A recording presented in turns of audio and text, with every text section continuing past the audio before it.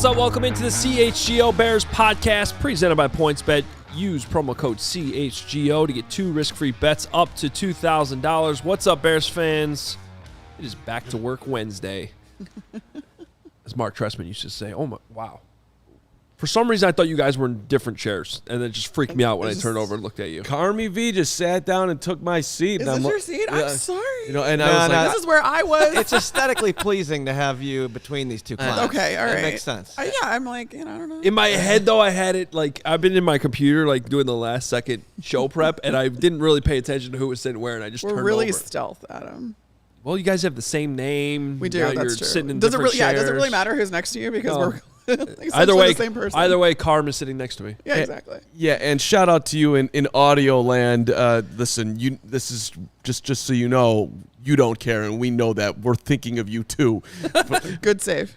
That's important in my mind right now for some reason. Carmi V, it's so fun to have you in studio on a Wednesday. It's really fun to be in studio on a Wednesday. What did you say to me just now? That we're going to have the most fun ever on a Wednesday at this time with all 3 of us together at once? In the history of the world. In the history of the world. Yes. Hoge, you down? That'll be accurate. Right. Because we've never done it before. Right. But even if we had done it before, yeah.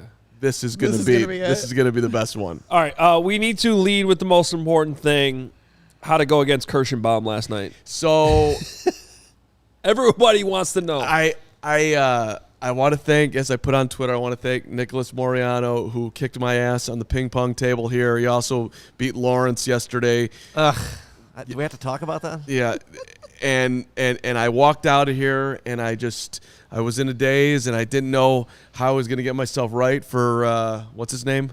Koenigsberg, right. And you told us. Well, how are we supposed to know what his name is? I've somehow, because I think Kevin would have me talking about Koenigsberg, and he made me it turned into Schneiderman, who I believe is a political figure out east.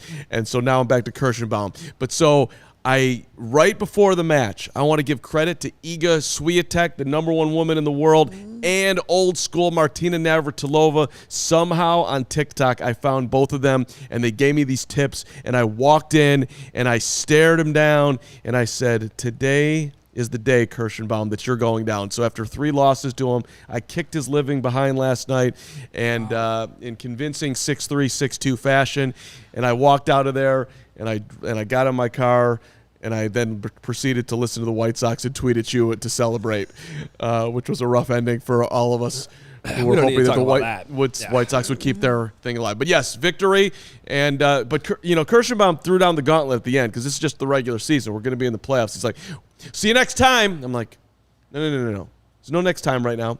I'm celebrating this win. You have to sit with this loss, and that's how we're doing our night. For those of you that have no idea what we're talking about. I'm playing in a tennis league. Which is also me. Yeah, including Carmi V next to us. Yeah. Carm plays tennis. He loves tennis. That's enough tennis. I will say, though, the look on your face as Nick was demolishing you in ping pong yesterday, Kirschenbaum never stood a chance. He never had a chance last night. It was depressing. Nick's too good at ping pong. I don't understand why he's that good. He returns everything, and everything lands on the table. Okay, nobody cares about this, but I don't think Nick's that good. I just don't get. But he wins. He doesn't do. He just keeps the ball on the table. He's not whipping you around. Any Olympic. He waits for you to make a mistake. You just make mistakes against Nick, which makes it. He's kind of like the Bears.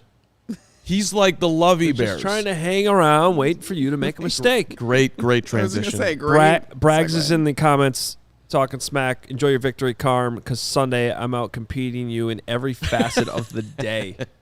Wow. Good. Braggs is going down in bags. And which one of you is going to – what time are you going to show up at the tailgate? I'll be there at 7:30. He's lying. Cold bowl of scrambled eggs.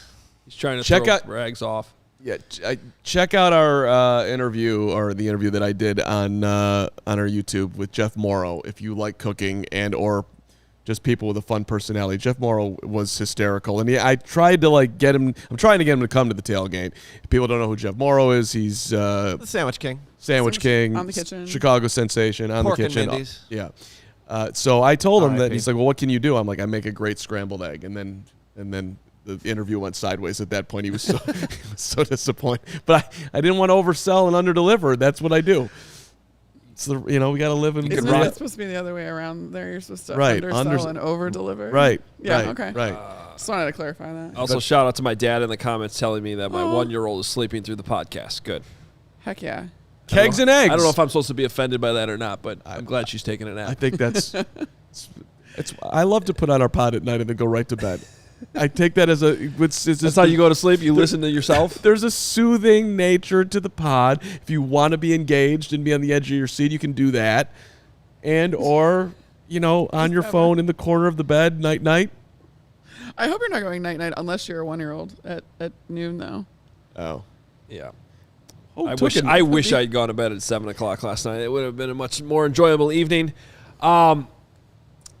Yeah, we don't need to talk about Hoge that. took a 30-second nap before the show today. It was adorable. It was about 30 seconds. All right, Carmi's here, so let's take advantage of that. You are in Green Bay. Mm-hmm. I guess you're becoming our resident Packers reporter. You're headed to Tampa this weekend. Yeah. Actually, you're headed to Tampa tomorrow. Yes, I am. Because Tommy talks. Thursday. Tommy Thursday? Yeah, Tommy Thursdays. Tommy Two Toes Thursdays. What'd you take away from... Are the Packers good?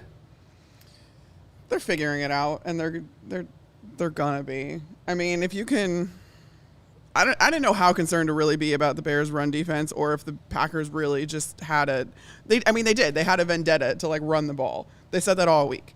They were like, we're gonna get the ball to 28 and 33. And I even asked Aaron Rodgers after the game. I was like, was that a way because your receivers aren't super comfortable right now? Are you trying to bring them along in that way, take the pressure off of them in that way? And he was like, no, this was really just about getting 23 and 33 the ball. And they did. And it's hard when you have a tandem of backs like that you don't know which one's going to pop off. So even when they're going to run the ball, you don't know who's going to get the ball. Aaron Jones said it after the game, too. I asked him. He's like, I don't know the split going into the game. We just knew that we were going to get the ball more. What was your takeaway from Rodgers' less than thrilled press conference? Yeah. It's like a different dude up there almost. I don't know. Well, he was asked about it too because, we were all kind of he was very subdued. I've really never been in a press conference with Aaron Rodgers before. I thought he was subdued, but I'm like, maybe this is just, how he is actually in person. But no, one of the other writers was like, forgive me if I'm misreading the situation, but you don't seem too thrilled. And when I asked him that question about kind of bringing his receivers along, he used it as an opportunity to kind of say that he didn't play well. Because I was talking about more of the high percentage completion throws that he was doing, the short passes, kind of all over the field and all down the field. And it almost made it sound like he couldn't complete the long passes, which would bode well, I guess, against the Bears pass defense. But yeah, he did not. He said he didn't play well.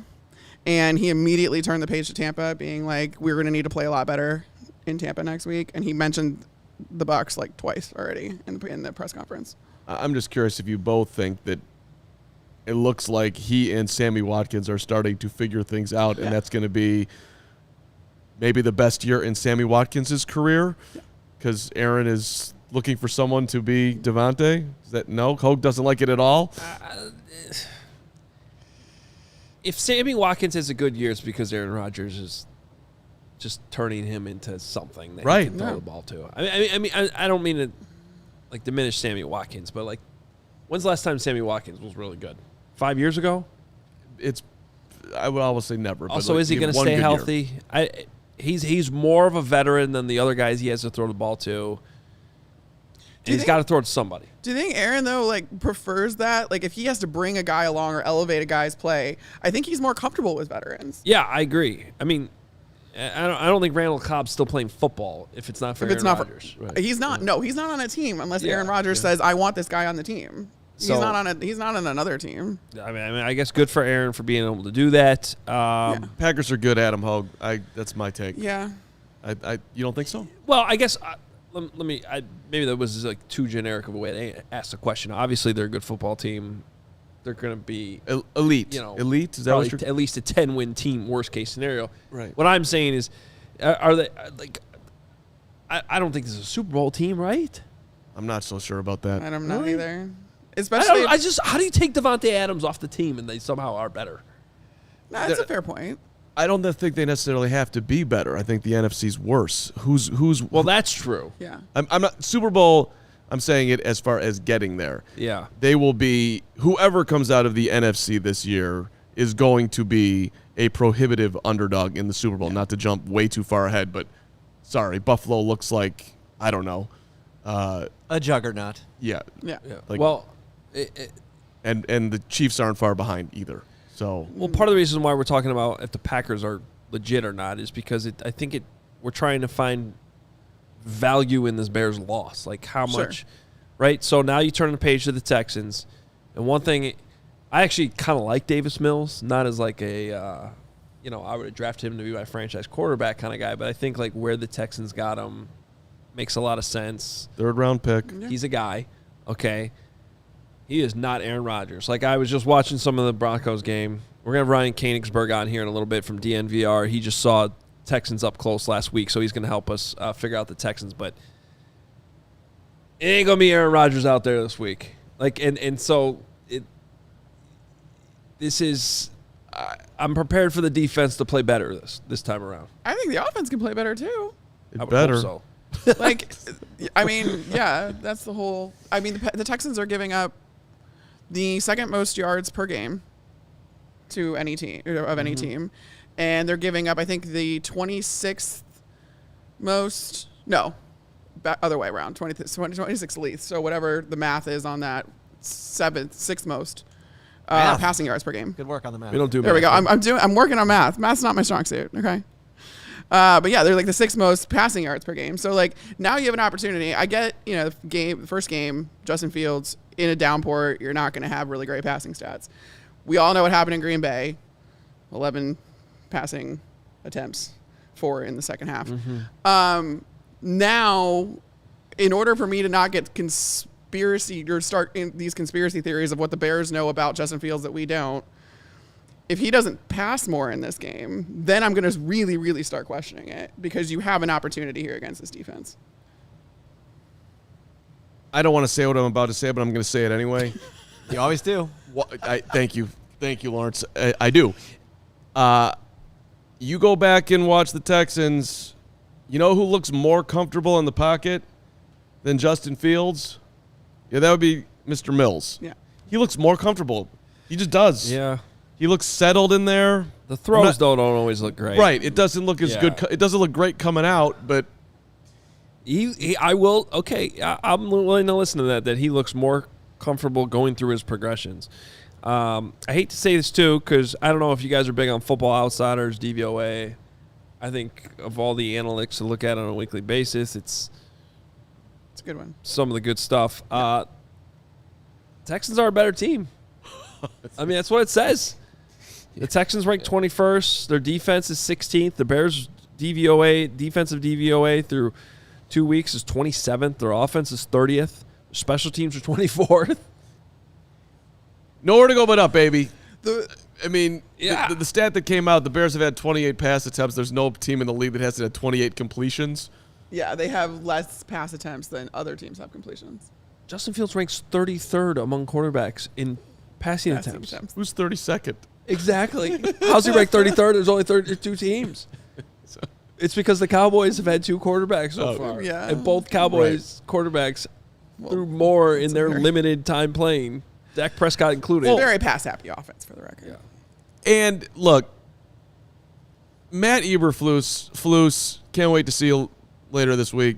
You're going up there today. I might follow you. I'm undecided right now, but I need some Bears locker room time.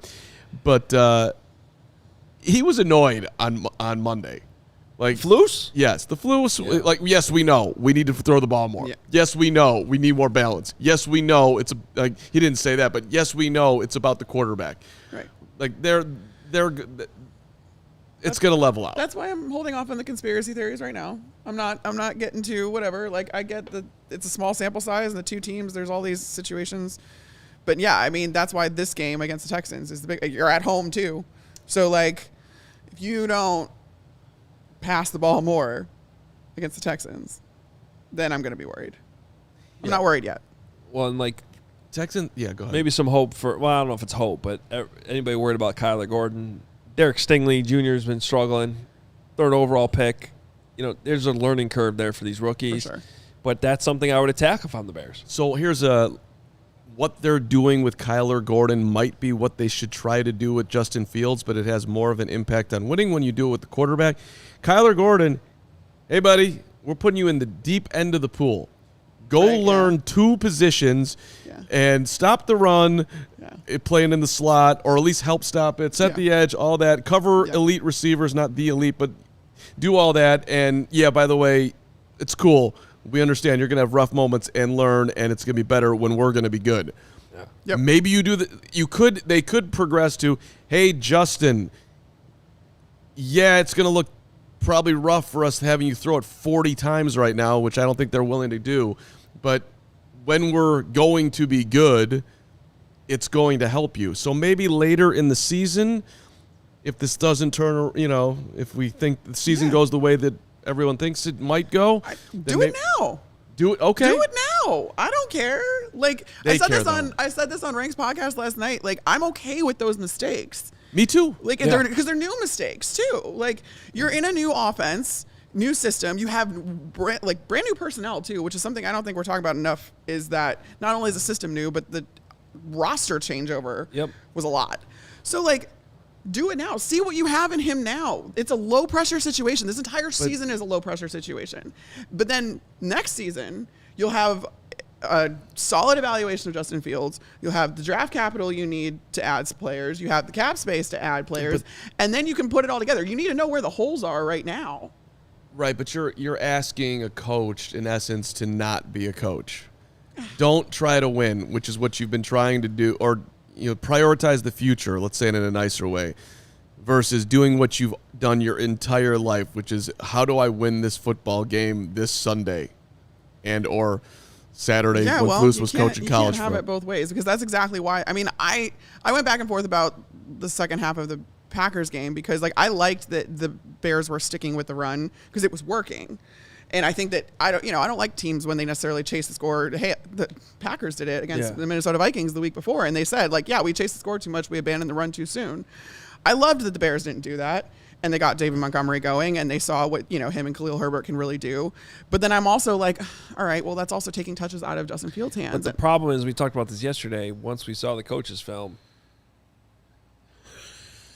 the way the Packers were playing them, Justin wasn't playing well. Yeah, and they were running the ball well. I can't get mad at Luke Getsy for that because he's the OC. He knows in the moment what's happening. Right. I mean, it might take us a day or two later to look at the film and be like, oh crap, that guy was open and that guy was open and Justin didn't pull the trigger. He's seeing that real time, and I guarantee you that's what was going on. So I can't get too mad about the fact that they didn't let him throw the ball more. He was bad in that game. Yeah. I get that that's what Luke Getsy and these guys do for a living, but Getsy, was he on the field on Sunday? Yeah. Okay, so he likes to be – I'm wondering because he wants to feel it and all that stuff. He's a field guy. He's a field guy. He says that. How does he see what's going on from down there? They have coaches upstairs. Oh, the coaches upstairs. Oh, that's how that works. He can be – I'm such an idiot. Yeah. That's so okay. They're so that's okay. That makes sense to me. Thank you for clarifying. Hey, dude. Hey, Luke. So there's 3 guys running free, and he saw none of them. Yeah. Okay. They rely on communication. That's a good thing. Okay. Well, we have. It is Lovie Week, if we're calling it that. I don't know if we are. I'm not sure if we should. Yeah, Probably we are not. But Carm has a whole list of Bears Lovie games we're going to get to here in a little bit. I'm excited. Oh, fun. But first, this football season, PointsBet is bringing you a better way to bet live on games, which means before this ad is over, you can place a live same-game parlay, bet on the next drive to be a touchdown, and cash out on your live second-half over bet. With PointsBet, you have access to more live football markets than ever before. Build the perfect live same-game parlay by combining your favorite bets anytime during the game, including spreads, totals, player props, and more. Choose the outcome of the next drive and next points with PointsBet's lightning bets. So whether you are on the move or on the couch, do it live on PointsBet. Download the PointsBet app today. Sign up with code CHGO to get your first 2 bets risk-free up to $2,000. If you or someone you know has a gambling problem and wants help, call 1-800-GAMBLER for crisis counseling and referral services. Do it live. And do it live. Smash the like button. We'll do it live. Make live your best life. God, PointsBet. I love you, PointsBet. And I also love our friends at Green Ridge Farms who were in last week. Just one farm. And Just yes? one. It's just Green one Ridge farm. I know we're in Chicago, but it's just Green Ridge Farm. I was going to say, we pluralize everything here. I know, the Jules. Yeah, sure. What is that? Yeah, It says. yeah. Oh. Okay. They've Chicagoized it for you. Okay. He's Ron Burgundy, all right? He reads the All right. copy as Just it's said. All Green right? Ridge Farm. The I meat love sticks. you. Meat sticks. Singular farm. Your meat Just sticks. one farm. Just one farm. Just one farm, one awesome farm.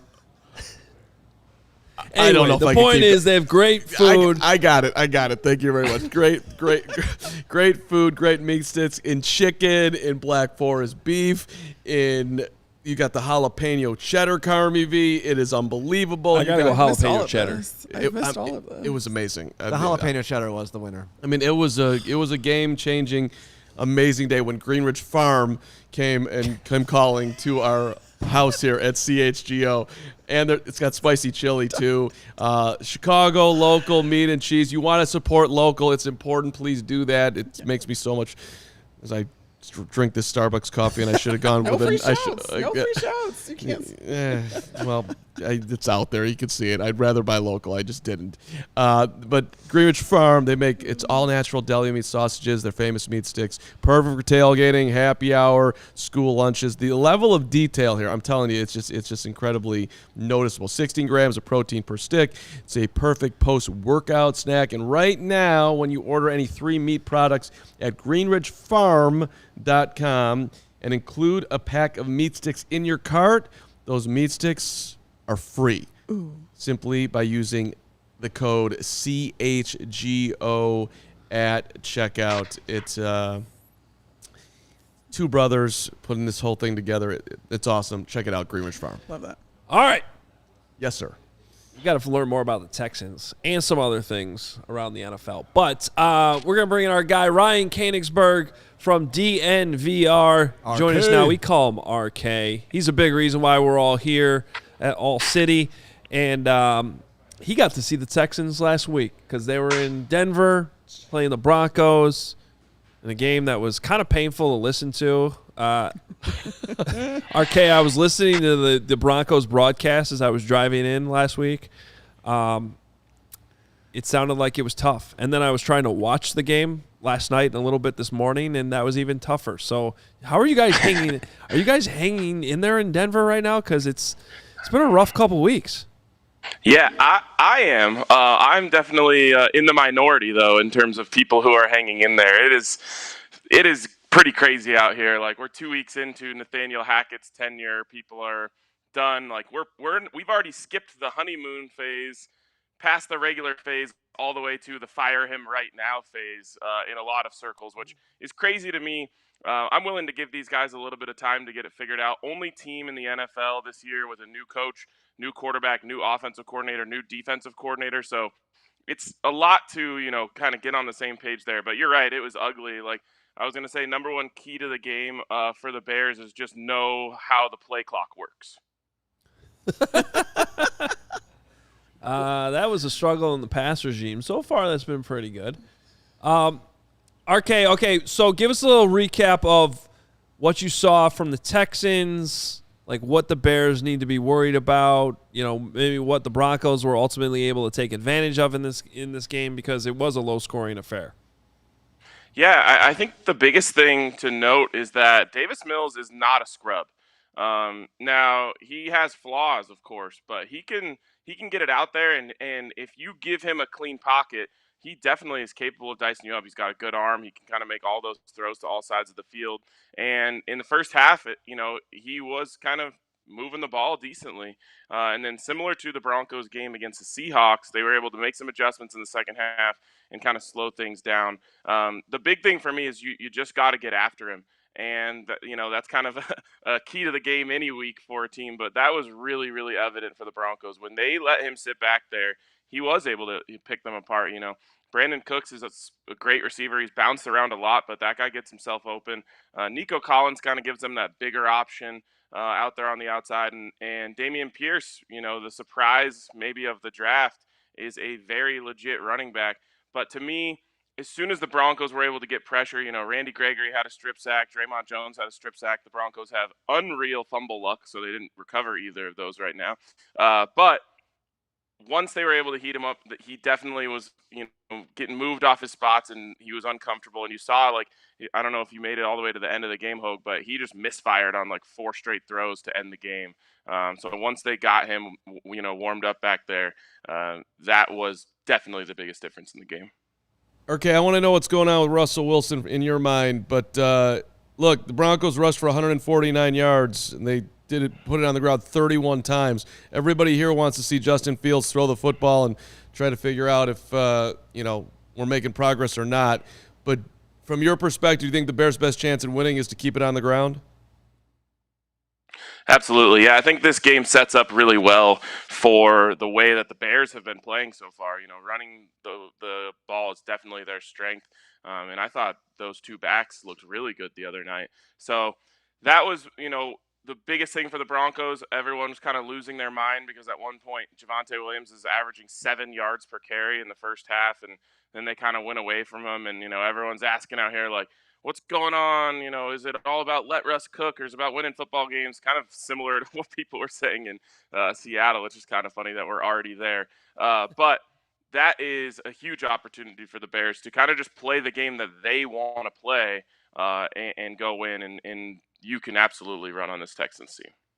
What did you see from Davis Mills, too, and what do you think is, if you force him to throw the ball, is that good or bad, essentially?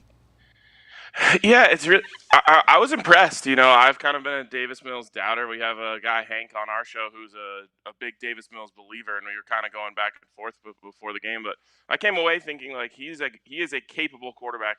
He reminds me a little bit of a guy who you guys know, Trevor Siemian, when he was here in Denver, just with a slightly better arm. If you keep him clean, he can go out there and he can complete passes. But you definitely don't want to just sit back and let him, pick apart zones and that sort of thing.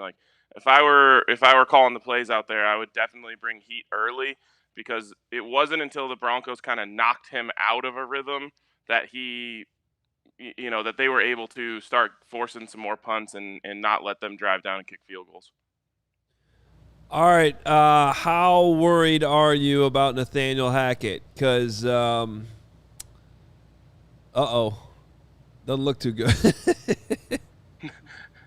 I think I am on the low end of people who are worried about Nathaniel Hackett. To me, there's been some very concerning things, but I just think, and it's not always one-to-one when you're trying to compare real life to football, but imagine, you go out there and the first day on the job, you make a big mistake, and then you've got the entire world, criticizing you and calling you a clown and calling you an idiot. That's got to be tough. And so then I feel like he overcorrected a little bit, steered into the swerve too much this last week. And I think over time he's going to get it figured out. This is a guy who's the son of a coach. He understands the game really well. He is a bright dude. And, this is the one thing that I think is being missed the most about the Broncos. He's brought in to be an offensive guy, and the Broncos are leading the NFL right now in yards per drive.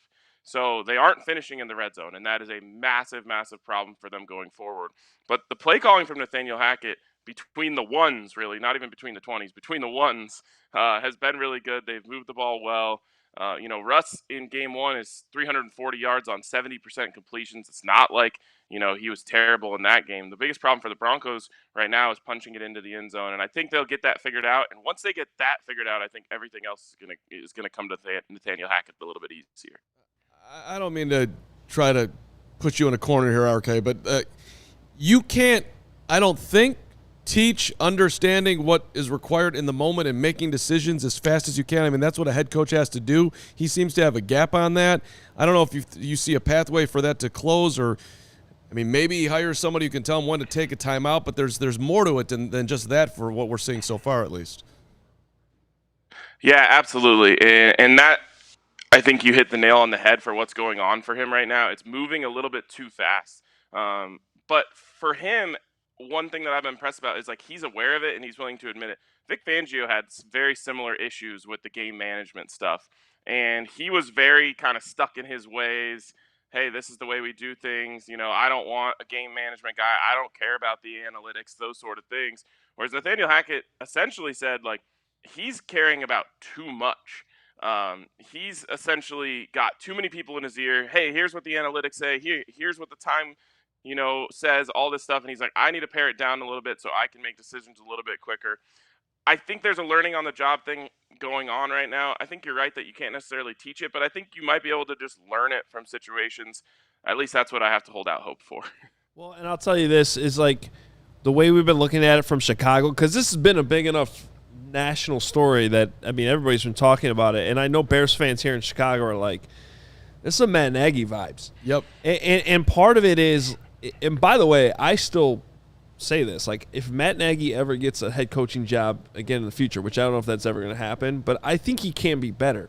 Yeah. The problem is, and I think this is what worries me about the Nathaniel Hackett situation, is you hired a guy who wasn't actually calling the plays in Green Bay.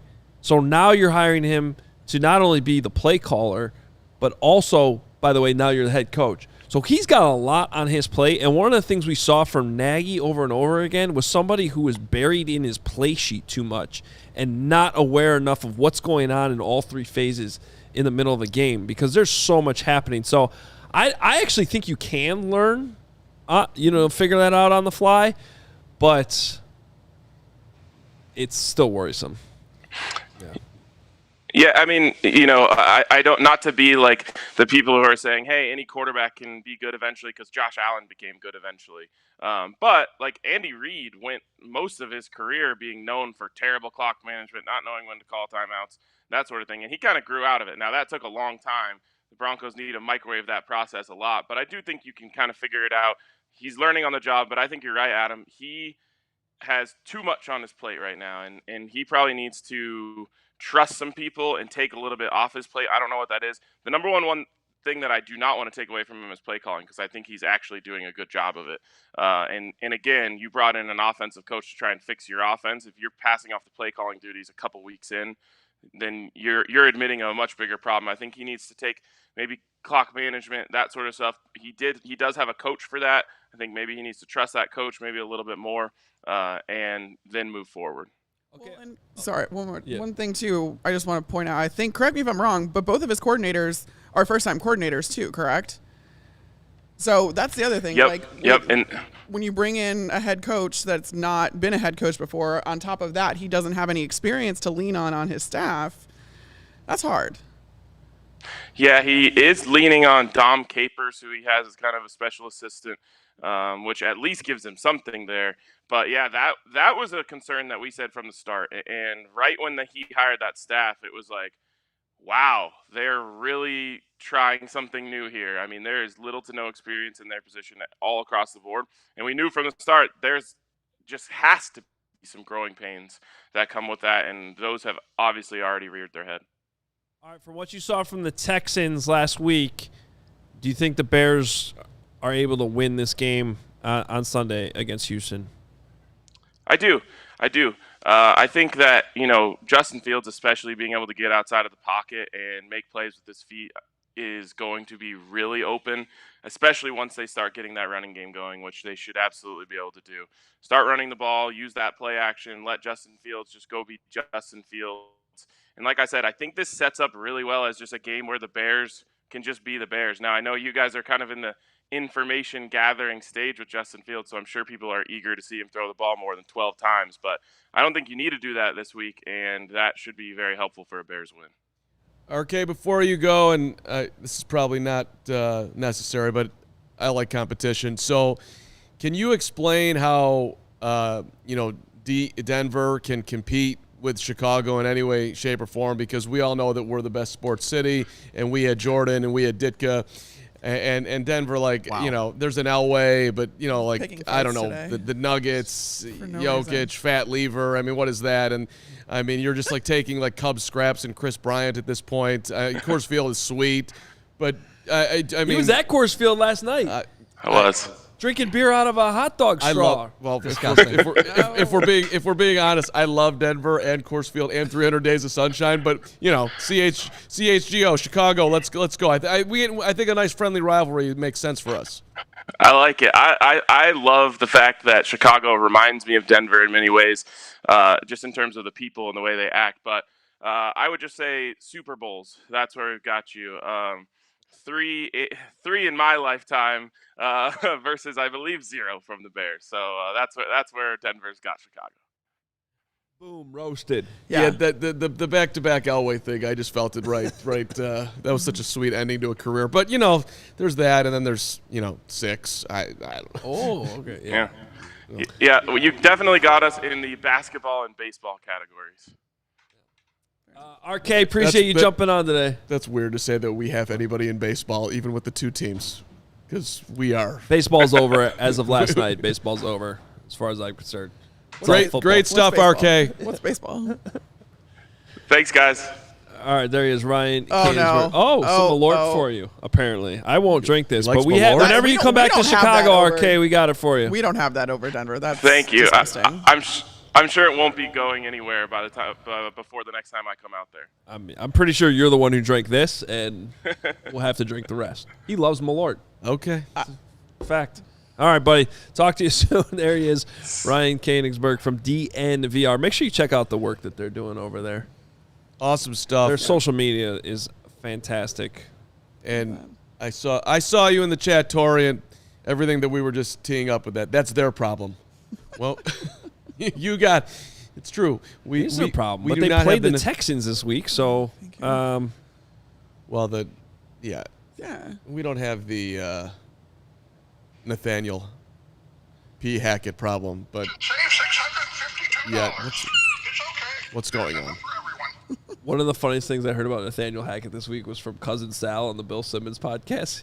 He goes, first of all, change your name. This isn't the Civil War, Nathaniel. Like, who goes by Nathaniel? What's he supposed to go by, Nate? Yeah. Nathan? They started calling him Nat Hackett. Nat Hackett? I don't know. Nathaniel Hackett? Nate Hackett? It's a weird name. Nate Dogg. You have Carmi V. Like, I mean, you look the way you upticked yourself. I upticked myself. But I don't mind Carmen. Yeah, but that's a good name. It is a good name. I like that name. We share. All right. Yes, we understand the Bears press conference is going on. Yes. No, not much has come out of it. No. Eddie Jackson's your honorary captain this week. Thank you, Nick. Congratulations to Eddie Jackson. Looks like a bunch of the other conversation right now is about. I think that's actually a nice feather in the cap for Eddie Jackson on his progression back from being the most hated Bear to being hopefully a good player again. And can we talk about it's because of Jaquan Brisker? I'm going to go so far as to say that he's certainly allowed helping Eddie Jackson to play a lot, play his position, play his game. You're getting no argument from anyone on that one, I don't think. Jaquan, we talked about it yesterday for a second. Jaquan Brisker, you're also on the learning curve here. He had a rough game too. Yeah, I thought he had more. Well, he just missed a lot of tackles. He missed some tackles. I thought, so did everybody. But like he did things that. So one of the plays we talked about with Corey Wooten on Monday, where Kyler Gordon failed to keep contained on the outside. The very next play, Brisker did it the right way. So I think Brisker's definitely a little bit more ahead of the curve than Kyler Gordon is at this point. But yes, there were some missed tackles, and sometimes you're flying in there a little too out of control. It's actually a compliment to Brisker from my standpoint, because I thought the guy would just play perfect because he's just been that exciting and that good. So, well, he's only worried about one job too. I mean, let's not forget Kyler Gordon, that nickel spot, and then is already just very, very cerebral of a spot. You have to read so much as a nickel, and you have to be aware of so much more. And to do that at game speed as a rookie it's hard. It's really, really hard, that nickel spot. So he's processing. When you get to that, what you're just dialing up here as far as the intelligence that it requires to play football, I don't get how they do it. There's so much going on. I know. That you have to it's all. That's why there's one game a week, and they spend every hour, the whole week preparing. And why meetings are so important and going through the film, because it's like every week you have to learn a new game. Yeah, you have to learn what that team's going to do against you. And the amount of time it takes to install all that and prepare for it, it's why coaches go crazy. But then you have to react in the Yeah, moment. in In a split. You have That's to somehow get like a muscle memory every week for that game plan, so you don't have to actually think and you can just react. If he does that, I'm looking for this, and then I'm going to do that. And that just y'all are. There's a reason why quarterbacks make $8 zillion because that's how you win. Hope we've dispelled in 2022. I hope we've dispelled the football players are just dumb jocks narrative. Oh, I hope so. Yeah, I hope so too. Because they're very, very smart. You cannot play football well unless you are intelligent. Correct. Unless you're football smart. I'll throw that in there. With some very few exceptions, because there are some players that just are so extremely talented that as long as you just get them the ball and say go, they can do that. Speaking of a player like that, he's on the Texans, and his name is O.J. Howard. And he has been so good and so athletically gifted his entire life, played at Bama, and then couldn't make it work with the Bucs. And as much as I love OJ as a person, he's a really great guy. I don't think he was ever taught at Alabama how to study film, how to be a good football player, how to evolve your game, because he is basically the same player that he was when he got drafted by the Buccaneers.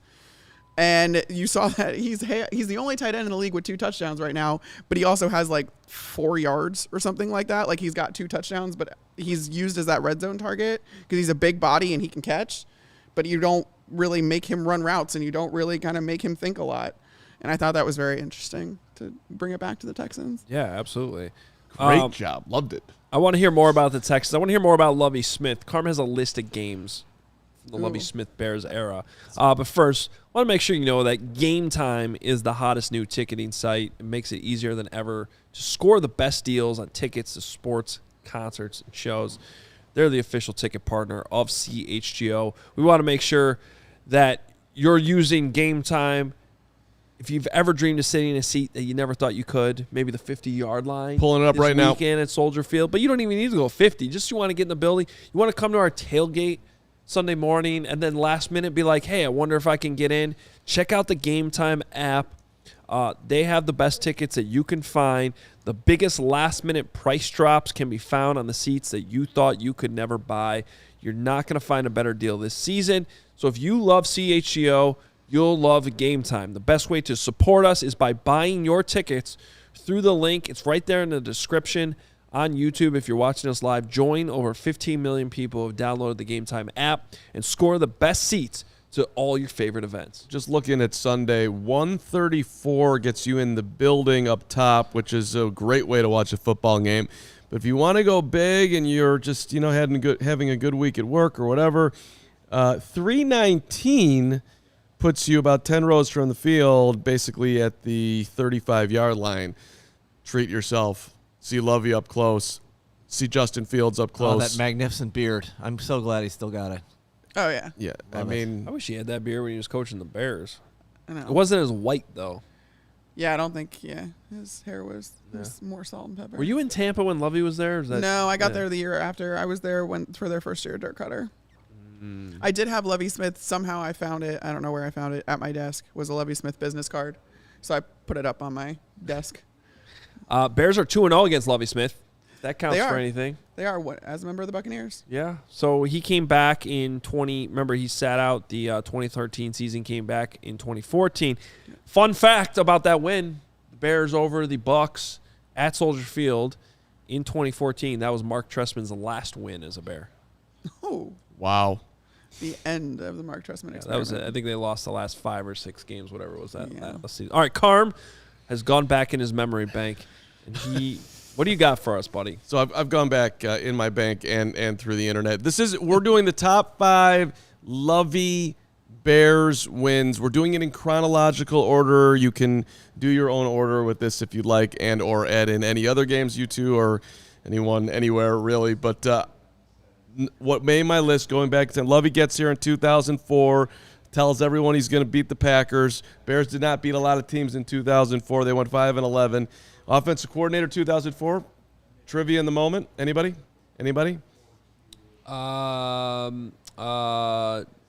Shea? Yeah. Wow. Look at that smile. He's proud of himself on Terry that Shea. one. Terry Shea. Yeah. Terry Shea was their defensive coordinator. Ron Rivera, Angela, of course, hiring him.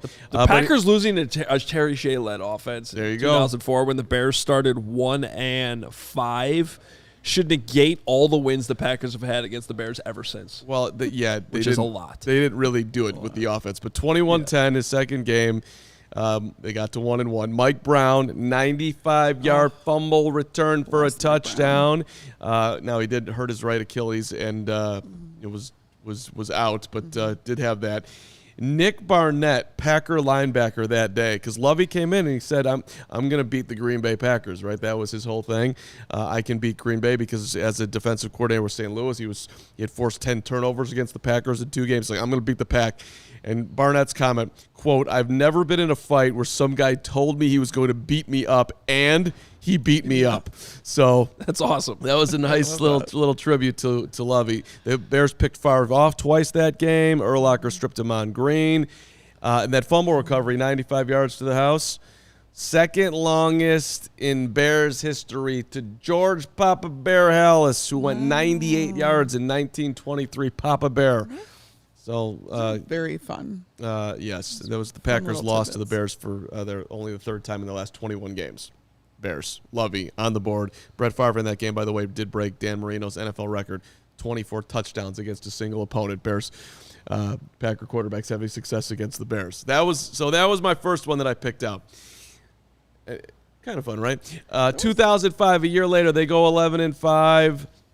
They had an 8-game winning streak. The Bears did that year. They started 1-3, and then Lovie started rolling. The 8th win came against the Packers and Favre, who were terrible at that point. We were on our way to Aaron Rodgers. First time since in 2005. Think about this. First time since 1993 that the Bears beat the Packers at Soldier Field. Kind of hard to believe. Wow. Wow. Do you know how many passing yards Kyle Orton had in that game? 89. Come on, what was it? He was 6 for 17 for 68 yards. It was less than Justin Fields had against the Packers the other day. Yeah. 68. But he got a W. Bears, are you looking up as I'm doing this? Or did you, yeah, I'm following along. The Packers were 2-10 that year. That had to be a Mike Sherman year, right? That sounds right. Yeah. I'd have to double check. Bears did not convert a third down in the game. 0 for 10. The only thing I could hang my hat on in college when I was living in Madison with all Packer fans, who I'm still all friends with, my entire fantasy football league, all my roommates from college, was those few years that I lived with them, the Packers sucked. Mm-hmm. That's enjoyable. Like they really haven't any other time in basically my entire life. Not to take any wind out of the sails of that game, but it just sounds like the Packers were that awful. They were, and I was cherry picking trying to look for Packer wins, but it fit because the 8 in a row after 1 and 3, can't take that away. It's kind of a nice stamping. And in that game, Brett Favre did not throw a touchdown pass against the Bears, so that ended the streak of an NFL record at the time, 26 straight games. Yeah. Tillman, Vasher. Favre threw the ball 58 times in that game. Yep. 2 interceptions. Yep. So we're doing, which I think is as many interceptions as Aaron Rodgers has ever thrown against the Bears. I know that's not accurate, but it feels that way. It does feel that way.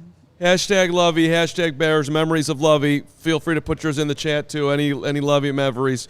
All right, what do you got, number 3? Number 3, we're going to what could have been, should have been the biggest win on the way to the biggest thing ever happening. But Bears 39, Saints 14, playoffs January 21st, 2007. Oh, I was there. The Bears going to the Super Bowl. Rex Grossman leading them there. The big 11 for 26 for 144 yards. First of all, Jason McKee led them there, okay, with one of the best double-team blocks I've ever seen in my life. Okay, so shout out to J-Mac. Be accurate here. That helped spring Thomas Jones for 123 yards that day. Bears forced 4 turnovers, which was awful fun to do. And bringing it back full circle to now, who are you comparing Dom Rob to? Mark Anderson. who was a rookie on that team. Oh, yeah, he was. And he got to breeze in the game. So there we go. Mark Anderson, Dom Rob all coming together. Anderson was the 159th overall pick in the draft. Robinson was the 174th overall pick. Anderson also, by the way, hired by Lovie Smith in 2015 when he was with the Bucks to be a member of their scouting department. Right. Yeah, I remember that. Full circle. Ooh, Israel Adonijah had a sack in that game too. So if you're going chronological order, you are skipping over the Cardinals win that year. Yeah, so great knowledge right there, and we're not going chronological because I flipped those two. Okay. just I'm like, that has to Yeah, be. because that was the regular season. it's in there. right? That's I was going chronological, and then I. That was the year before I interned. I got out of order. Cardinals, So actually. we're going chronological by year, not. But if That doesn't make sense, but okay. yeah. I was there for that game. Which against, one? Against the Saints. You were there. That's awesome. There Lawrence. was snow coming down, at the end of the game there. It was sweet and historic. Lovie becoming the first black head coach to reach the Super Bowl in the 41-year history. Of course, going against another African American in Tony Dungy. Lovie saying after the game, "That's sweet, but I want to be the first one to win it." And we all know that he didn't, but he did get there. So, yeah, the Bears were. Nobody gave the Bears a chance in that game. Did you at the time? What? Did you think they were going to win? Which one? Did you think they were going to beat the against Colts? Saints? Or against the Colts. Oh, when Devin Hester I mean, returned after the the kick. opening kickoff, I did. Yeah, I was like, heck yeah. Hell yeah, I did. I felt like they had no chance. Really? None. Because you can't. Rex Grossman, Peyton Manning. Well, yeah. Rex Grossman. But okay, is let's what I thought rewind. about Let's it. go back to the Cardinals game. And, yeah. Hold on a second here. Hoge, are you? Oh, no. What's happening? What? Okay, never mind. I digress. Yes, the Monday Night Miracle in Arizona, down 20-0 at half. Yep. 6 turnovers from the offense. How many picks for good old Rex? Didn't he end up with 3 in that? 4? He was awful. 4 picks. 4 in that picks, game. 2 fumbles. Yep. That Two game got sacks. replayed, I want to say, during the COVID shutdown. Oh, yeah. He had a 10.2 100%. passer rating in that game. Is that good? He was so bad. I think that's decidedly not good. It truly should be called the Monday Night Miracle and #Lovey, #defense. Bears returning 2 fumbles for touchdowns in the second half.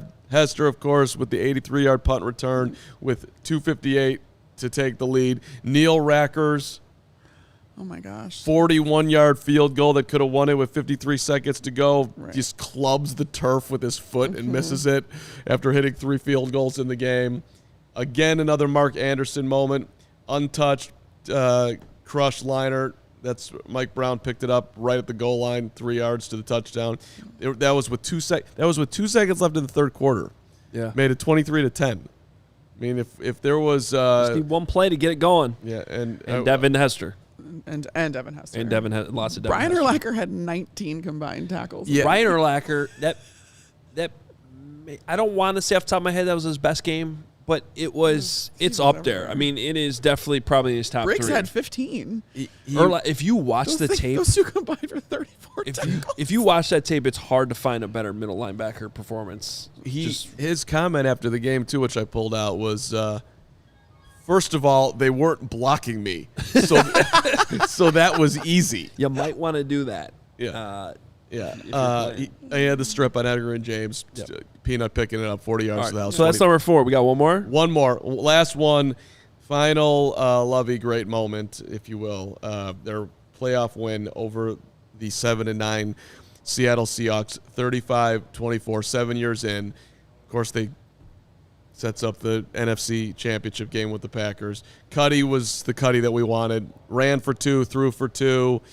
Bears were up 28-0. Game was over. Super Bowl 45 was in sight. And it set up Bears-Packers, which was the first time they were meeting in the playoffs since 1941, which the Bears beat Green Bay that day. But at any rate, Cutler's first postseason game, his only postseason win. And the Bears, of course, won in the North for the first time that year since 2006. And everybody loves to remember Greg Olsen. He had a moment, a 58-yard touchdown pass in the game. Cutler, the second quarterback in league history to have 2 touchdowns rushing, 2 touchdowns passing in a postseason game. The only other one, Otto Graham for the Browns in 54 and 55. Lovey history. We got it for you. All right. Love that. There's Carm's list of the top 5 Lovey victories. And I don't see any emotion on the set here. here's why. Justin Fields is Okay, that's why we're racing. Justin Fields is talking, and he is clearing up his comments about the fans from Sunday. Are we going to have Nick join us here? Nick is in the room, so Ooh. I believe we can get that done here if he's there. Is he ready, though? Nick, you there? I'm ready. You guys, can you hear me? Hey. Yeah, all right. So we have Nick. So, Nick, this is good. So, Nick, because I'm seeing a bunch of stuff on Twitter, Justin Fields, a lot of people are reacting to what he had to say. What tell us what's going on at Hallis Hall right now. Yeah, just first off, after the show, of course, go and listen to Justin Fields because it just seemed like a completely different guy, usually a little bit robotic in his press conferences. Today, he wanted to kind of change that narrative of what people kind of thought of him, but he also talked about the one comment that he had about the fans, and I'll give you a paraphrase quote from him. He said, "I respect every fan that we have. I'm glad that we have fans. I would never disrespect anybody on what they do or what they love to do." And again, that's in regards to, the rivalry and whether or not it hurts him more than usual. And he kind of had his comment about the fans that they don't put in the work. So he wanted to address that, but he also just wants for everybody to see his side of his personality a little bit more. Doesn't want to come off as robotic saying, "Hey, we're going to do this certain way," but he wants to show people that he is a person, he does make mistakes, and he wants to get that across to Bears fans. So yeah, after this, you guys definitely go check out, Justin Fields and how he, really spoke today. It was a completely different Justin Fields, one that we haven't seen in quite a while. I love hearing that. Yeah. I mean, Did he also say that he's waking up earlier this week?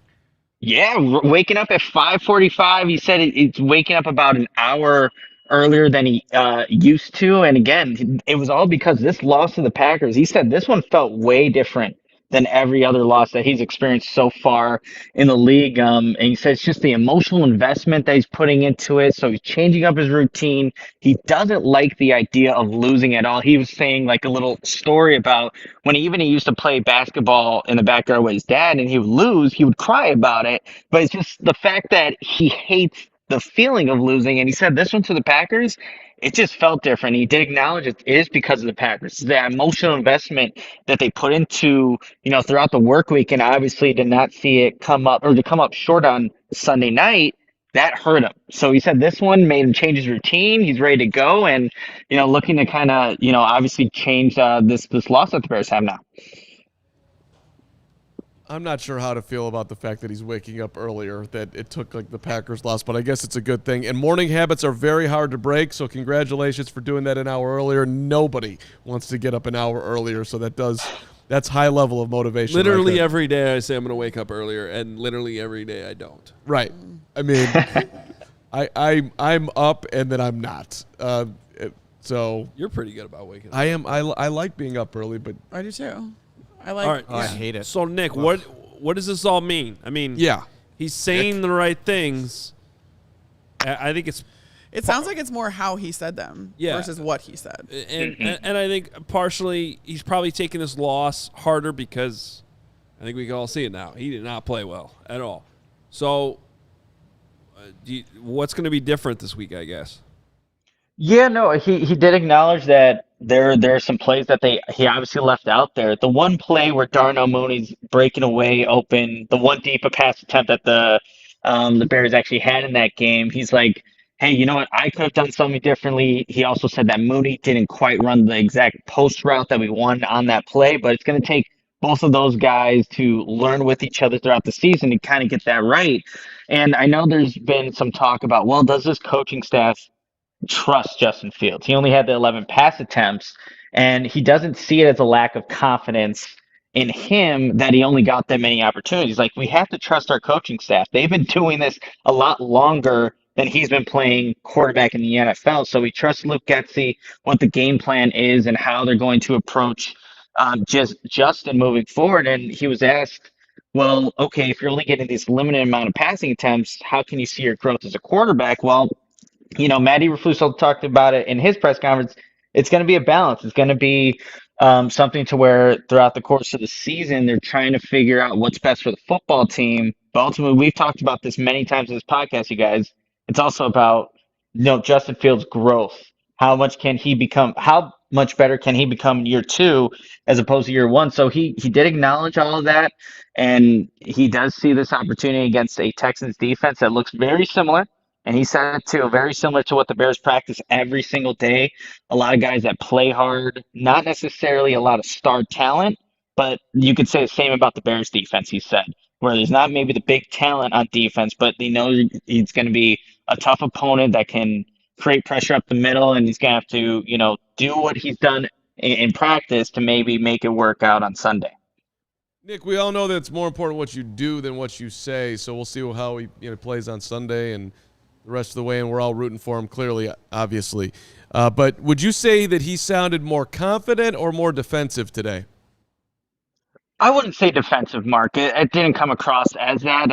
Obviously, he wanted to make sure he got his words right with the comment about the fans, but it just seemed like he was opening up, just kind of getting to see a different side of Fields. But I wouldn't say defensive would be the word. Again, he just wanted to get his words right, and he knows that. He's in this role.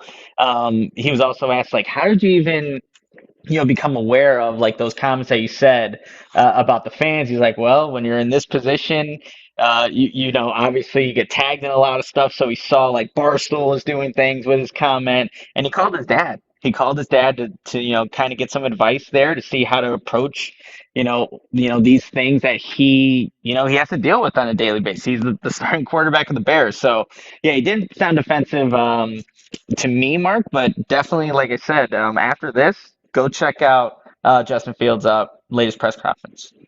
All right, Nick, good stuff, man. Appreciate it. Thanks, Nick. It's good to hear that from QB1, I guess, and we'll see what it looks like. Nick, can't wait till next week on Tuesday when you're in here. Rematch, ping pong. Let's go. Hey, Mark, congrats on the win last night. I'm proud of you. So maybe we'll make a different result with me on the ping pong table. See, he's giving you all the credit, Nick. He says that you motivated him. And that's you don't need to be nice. You could just say, Carm, I'm going to kill you next week too. Your game's weak. That's a fine take. But I appreciate I appreciate it. Well, maybe someday you'll get me. It's very sweet. I mean, Nick, you weren't watching the show earlier. I think the direct quote was, "I don't even think Nick's that good." Yeah, I did say that, Nick. Okay. Yeah. Carm's in he's choosing violence. He's feeling overconfident. Yeah, he's picking fights with DNVR. Who did you? Kirschenbaum. You get one win over Kirschenbaum. All of a sudden, Nick, I should have clarified it. Nick doesn't overpower you on the ping pong table. He just plays consistent, which makes him that frustrating to go against because you feel like you should win. And then you walk out of there and you're scratching your head, what the hell just happened? And then you realize Nick's got a very strategic game that he knows how to play, and it's just going to be a very tall mountain to climb up to get to. But I'm going to keep climbing. I'll see you at the top of that mountain someday. Sounds good, Mark. All right, you guys. See ya.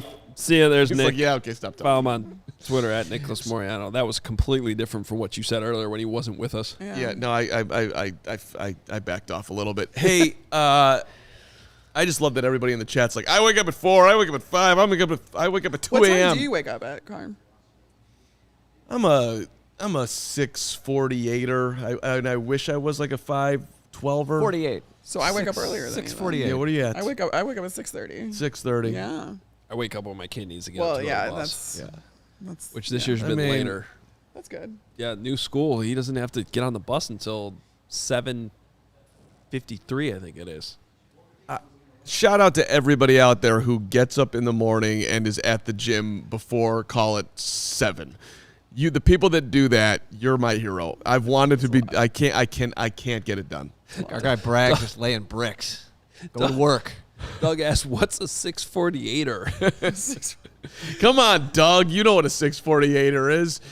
The body clock just snaps. You said incredibly I wish I specific. was a 5'12er. I do wish I was a 5'12er. Why is it 5'12? That feels like a great time. 5'12.